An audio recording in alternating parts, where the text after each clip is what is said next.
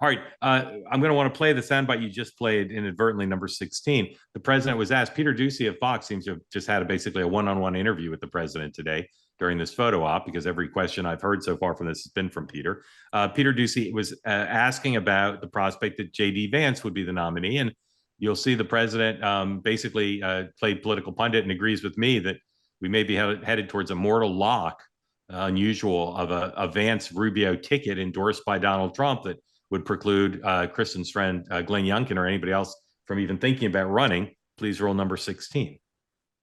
Nice to see you got off the roof all right. Yeah. You said this morning that you probably won't be running for a third term. This weekend, Secretary of State Rubio said that he thought J.D. Vance would be a great nominee. You could clear the entire Republican field right now. Do you agree that the heir apparent to MAGA is J.D. Vance? Well, I think most likely, in all fairness, he's the vice president. I think Marco is also somebody that maybe would get together with J.D. in some form.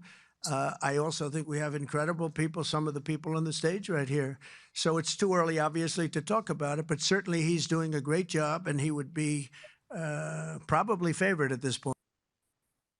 So I interviewed Cory Luendas on Next Up, which is available now, my show on the Megyn Kelly platform. And he said the same thing. He said, sure, whoever Donald Trump endorses will be the nominee. And sure, he could endorse J.D. Vance. And sure, Rubio could be on the ticket. But it's too early. And of course, it's by some definitions too early. But this is an unusual situation because J.D. Vance is the vice president and Donald Trump has such a hold on the party. And every Republican I've covered running for House, Senate, or governor in the last 5 years, when I ask them, well, you got a primary, you're going to be able to raise money, or, what kind of staff are you building, or who's your pollster?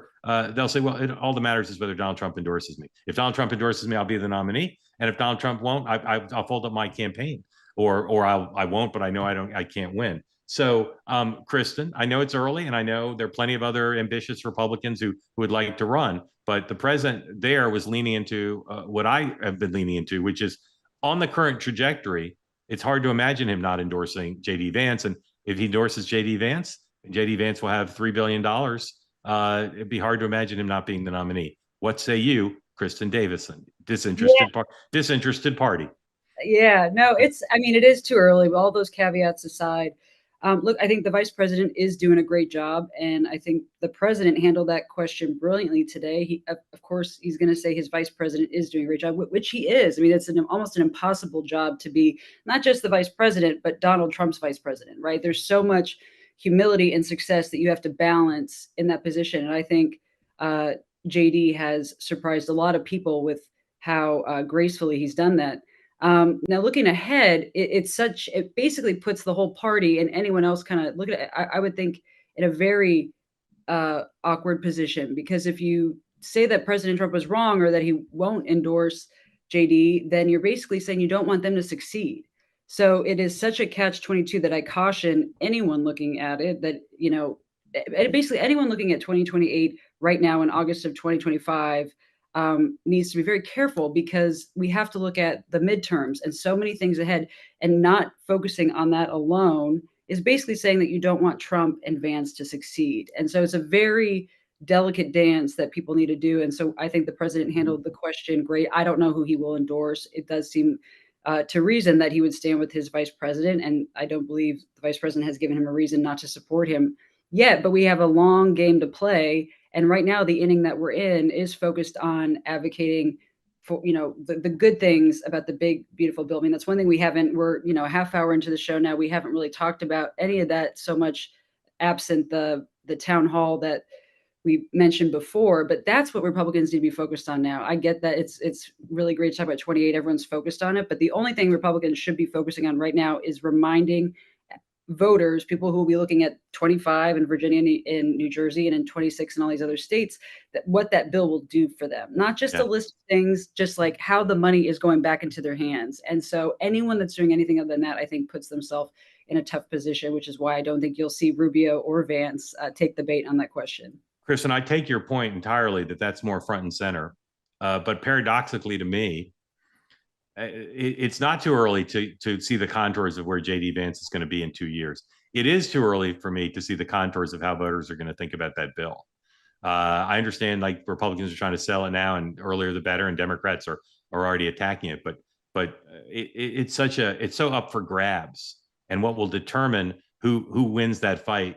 I think it's impossible to say. I'm not even sure a year from now we'll be able to say who's winning that fight.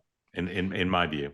Yeah, well, and that's why I think that that's even more important at 28 than who the nominee will be, right? Yeah. So let's just say we can win the primary to go lose the war. But a lot of the provisions in that bill kick in 27, 28. So that's Yeah. going to be even more of a Yeah. battle Yeah.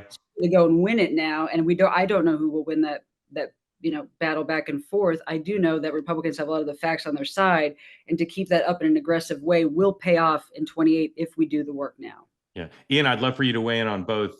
First, what some would consider superficial and premature question of whether J.D. Vance is on a glide path to the nomination, and then second, how do you see the contours of the conversation about selling or knocking down the reconciliation law?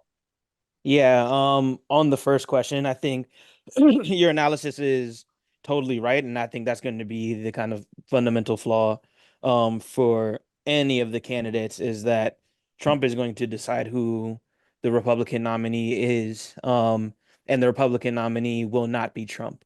And I think those two things are a paradox that folks are going to have to build a brand for themselves if they really want to inspire the people who are so inspired by Trump. Yeah. So sure, if he's Yeah. saying that now, then as the wind blows tomorrow, we could be hearing a different tune. But if the nomination or the primary was today, they would win. Want more great clips like that? I've got an idea. Hit the subscribe button, be part of the Two-Way community, never miss a clip, and you can always watch our full episodes, join them live, go to twoway.tv.